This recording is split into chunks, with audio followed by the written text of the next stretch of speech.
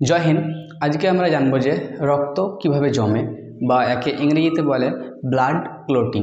Blood clotting মানে কোন প্রসেসের মাধ্যমে হয়, তাহলে সেটা হচ্ছে শুরু হচ্ছে। যেমন হচ্ছে আমরা বলছি ব্লাড ক্লটিং। ব্লাড ক্লটিংকে বলা হয় ক্যাসকেডিং প্রসেস। মানে ক্যাসকেডিং প্রসেস এটি কমপ্লিট হয় 4 মিনিটে। মানে একটি প্রসেস হয়, যে কোনো জিনিসের একটা কাজের একটা সময় হয়, যে ওটাকে বলছি আমরা ক্যাসকেডিং প্রসেস। এর সময় হচ্ছে 4 মিনিট। তাহলে আমরা জানি যে রক্ততে কী ছিল, রক্ততে বা তাহলে আমরা পড়েছিলাম যে ব্লাড, আগের ভিডিওগুলোতে আমরা ব্লাড সম্বন্ধে পড়েছিলাম। ব্লাডে কি থাকে? আরবিসি, ডাব্লিউবিসি আর প্লেটলেট। আরবিসির বায়োলজিক্যাল নাম হচ্ছে এরিথ্রোসাইট, আর ডাব্লিউবিসির বায়োলজিক্যাল নাম হচ্ছে লিউকোসাইট, আর প্লেটলেটের বায়োলজিক্যাল নাম ছিল থাম্বোসাইট। তাহলে সব থেকে বেশি ভূমিকা নেয় ব্লাড জমাতে। তাহলে কিসের জন্য, তাহলে সব থেকে বেশি ভূমিকা নেয় ব্লাড জমাতে বা রক্ত জমাতে হচ্ছে থাম্বোসাইট। থাম্বোসাইট প্লেটলেটে পাওয়া যায়। প্লেটলেটে থাম্বোসাইটের সংখ্যা ছিল 2 লাখ। এটা সবথেকে বেশি গুরুত্বপূর্ণ ভূমিকা পালন করে। তাহলে আমরা কি দেখব? থাম্বোসাইট কোথায় থাকে? প্লেটলেটে। কোথায়? প্লেটলেটে। এটি যখনই আমাদের শরীরে মানে কোনো অংশ কাটা যাওয়ার সঙ্গে সঙ্গে কী হয়? রক্ত পড়তে লাগে। রক্ত যখন পড়তে লাগে, বাইরে কি আছে? হাওয়া, মানে বায়ু। বাইরে কি আছে? বায়ু। যখনই কাটা যাবে, ঠিক সঙ্গে সঙ্গে আমি ওই জায়গাটায় যখনই হাওয়া পেয়ে যাবে, তখনই বায়ুর সঙ্গে সংস্পর্শ হয়ে, মানে ঘষাঘষি লেগে ও কি তৈরি হয়ে যাবে? থাম্বোসাইট থেকে থাম্বোপ্লাস্টিন। যখনই হাওয়ার সঙ্গে টাচ হয়ে যাবে রক্তর, তখন ও তৈরি হয়ে যাবে থাম্বোপ্লাস্টিন। বুঝতে পারলাম? তারপরে সেকেন্ড স্টেপে দেখি থাম্বোপ্লাস্টিন। Second step 2। থাম্বোপ্লাস্টিন যখনই হাওয়ার সঙ্গে জমে যাবে, তখনই একজনকে ডাকবে যে আমি জমে গেছি, এবার তুমি চলে এসো। কাকে ডাকবে? ক্যালসিয়ামকে। ক্যালসিয়ামকে। যেমন থাম্বোপ্লাস্টিন যখনই হাওয়ার সঙ্গে জমে যাবে, তখন আরেকজনকে ডাকবে যে ক্যালসিয়ামকে। ক্যালসিয়াম আর খুব মানে বেস্ট ফ্রেন্ড, ওকে ডাকবে। এবং বেস্ট ফ্রেন্ডকে ডাকলে, এবং এই বেস্ট ফ্রেন্ডেরও আর একটা বেস্ট ফ্রেন্ড আছে, মানে এর পেটের কথা আরেকজনকে বলে। তার জন্য ও ডাকছে কাকে? প্রথমবিনকে। প্রথমবিনকে। তাহলে প্রথমবিন এবার বানাচ্ছে থ্রম্বিন। প্রথমবিন কি বানাচ্ছে? থ্রম্বিন। তাহলে আমরা দেখলাম কি হচ্ছে থাম্বোপ্লাস্টিন হাওয়ার সঙ্গে মিশে থাম্বোপ্লাস্টিন তৈরি হলো। থাম্বোপ্লাস্টিন তৈরি হওয়ার পর এর বন্ধুকে ডাকলো কে? ক্যালসিয়াম। দুজনে মিলে প্রথমবিন তৈরি হলো। এবং প্রথমবিন কি হয়ে গেল? থ্রম্বিন। থ্রম্বিন। তাহলে থাম্বোসাইট আর ক্যালসিয়াম এই দুজনে মিলে একটি মিটিং করলো। মিটিং করার পর নাম হলো প্রথমবিন। কি হলো? প্রথমবিন। আর প্রথমবিন থেকে তৈরি হলো থ্রম্বিন। কি হলো? থ্রম্বিন। সেকেন্ড স্টেপে কিসে রূপান্তরিত হলো? থ্রম্বিনে রূপান্তরিত হলো। এরপরে থ্রম্বিন চলে আসছে থার্ড স্টেপে। কি হলো? থ্রম্বিন নিজের কাজকর্ম চালাতে আর একটি বন্ধু তৈরি হয়ে গেছে।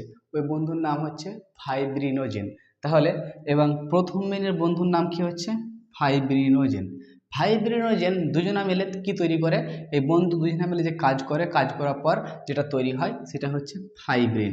কি হয়? ফাইব্রিন। এই ফাইব্রিন কি হয়? মানে ওর রক্ত জমার প্রসেস চলছে, মানে দুজন মিলে। তাহলে কি হলো? এই থ্রম্বিন আর ফাইব্রিনোজেন, এই থ্রম্বিন আর ফাইব্রিনোজেন মিলে কি তৈরি হলো? ফাইব্রিন। কি হলো? ফাইব্রিন। এবার ফাইব্রিন তো সেকেন্ড স্টেপে, থার্ড স্টেপে চলে গেলো। এবার থার্ড স্টেপের পরে এবং ফাইব্রিন এবার চলে আসে ফোর স্টেপে। কি হয়? ফোর স্টেপে ফাইব্রিন কি হয়? নিজের রক্তকে একটি জালিকা আকার তৈরি করে, এরকম করে। এই জালিকা আকারে যত রক্ত থাকে, রক্ত কণিকা থাকে, কি হয়?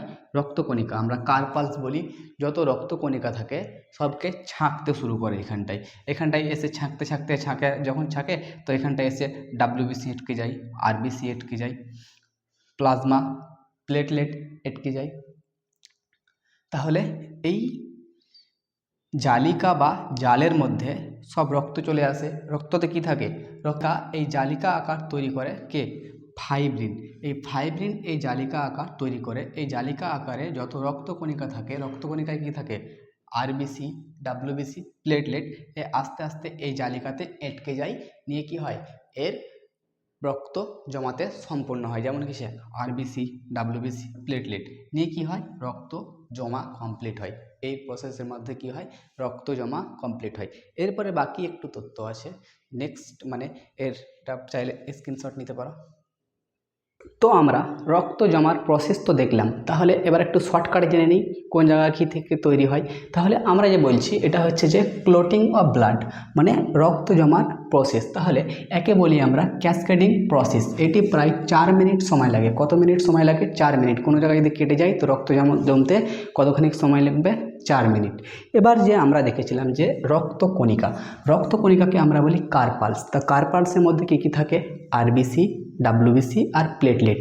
প্লেটলেট গুরুত্বপূর্ণ ভূমিকা অংশগ্রহণ করে রক্ত জমাতে।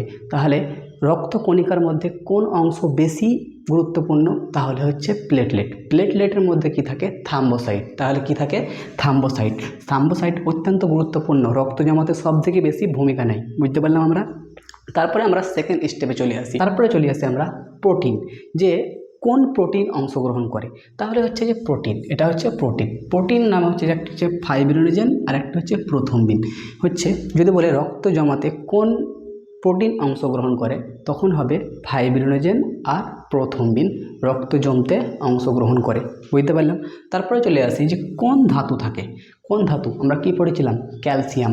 কোন ধাতু থাকে, ক্যালসিয়াম। আর কোন ভিটামিন থাকে, ভিটামিন কে। ভিটামিন কে আমরা ছোট থেকেই দেখছি যে রক্ত কিসে জমে, ভিটামিন কে। একটা বাচ্চাদের মানে কোয়েশ্চেন, বাকি তো প্রসেস দেখালাম রক্ত জমা। তাহলে কি, রক্ত জমতে ভিটামিন কে রক্ত জমাতে সাহায্য করে। তারপরে এবার দেখব যে অ্যান্টিক্লোটিং এর মানে কি। অ্যান্টিক্লোটিং মানে আমাদের শরীরে অনেকগুলো শিরা আছে, সব পড়িয়েছি আগে, কোনটা ছোট শিরা কোনটা মহাধমনী, সব শিরা পড়িয়েছি। এই শিরার ভিতরে 120/80 রক্ত যাতায়াত করছে। তো শরীরের মধ্যে যদি রক্ত জমে যায়, তাহলে আমাদের যে রগগুলো বা শিরাগুলো আছে সেগুলো ফেটে যাবে। কী হবে, ফেটে পালান যাবে। তার জন্য অত্যন্ত গুরুত্বপূর্ণ ভূমিকা নেয় কে, হচ্ছে হেপারিন। হেপারিন মানে শরীরের মধ্যে মস্তান, মানে রক্তকে আদেশ দেয় যে একটুও নড়াচড়া করবে না, নিজের কাজ কর। যে একটু যদি জমতে শুরু করিস, আমি যে কিন্তু শেষ করে দেবো, একবারে মেরি চামড়া তুলে দেবো রক্তকে বলে। তার জন্য রক্ত ভয়ে ভয়ে নিজের কাজ করতে শুরু করে, আর প্রসেস কাজ করতে শুরু করে। শরীরের ভিতরে রক্ত জমতে দেয় না হেপারিন। কিন্তু হেপারিনের একটা খারাপ কি আদত, মানে খারাপ অভ্যাস আছে। কি অভ্যাস, যদি কোনো অংশ যদি কেটে যায়, কেটে যাওয়ার সঙ্গে সঙ্গে যদি হাওয়া বা বায়ুর টাচ পায় বা মনে হয় যে কেটে গেছে, তখন কিন্তু এই হেপারিন সঙ্গে সঙ্গে মরে যায়। তখন রক্ত এই সব চলে আসবে, একবারে জম জম জম জম জম জম জম জমতে শুরু করবে। সেই জায়গায় রক্ত কি জমতে শুরু করবে এবং সেই জায়গায় পুরো রক্ত জমে যাবে। তাহলে বুঝতে পারলাম, হাওয়ার সঙ্গে যদি সংস্পর্শ হয়ে যায় হেপারিন, তো সঙ্গে সঙ্গে হেপারিন মরে যাবে। তারপর আর পুরো প্রসেস করতে শুরু করবে, যেমন জমতে। তাহলে হেপারিন বুঝতে পারলাম, হেপারিন খুব দাবদারি করে শরীরের মধ্যে। এবার যে হচ্ছে যে অ্যান্টিক্লোটিং বুঝতে পারলাম।